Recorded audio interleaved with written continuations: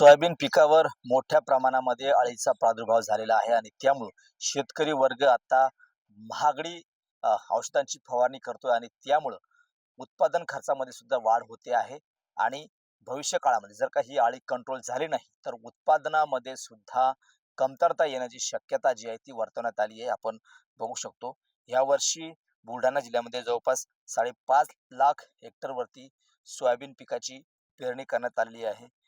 सध्या सोयाबीन पीक जे आहे ते जोमात आहे.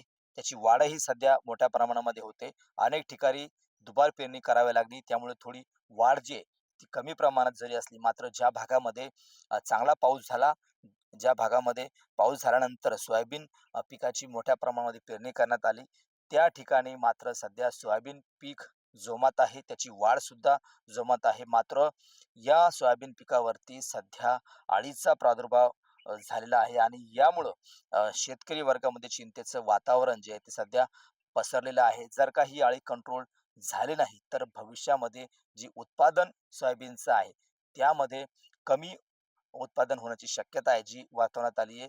त्यामुळं शेतकरी वर्ग चिंतेत असून महागडी फवारणी औषधांची सध्या करण्यात येत आहे. त्यामुळे उत्पादन खर्चामध्ये सुद्धा वाढ होत असल्याचं चित्र जे आहे ते सध्या पाहायला मिळत आहे.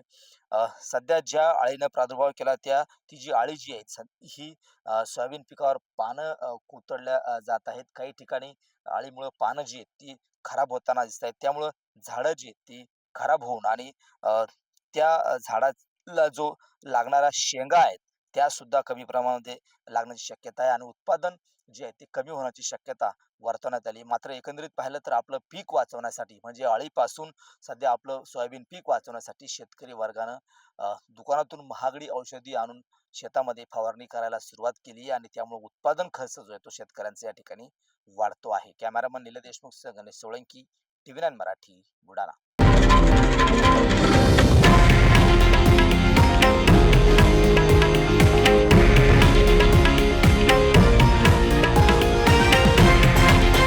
हे आहे देशातील नंबर 1 न्यूज नेटवर्क आणि आपण पाहत आहात TV9 मराठी, एकमेव.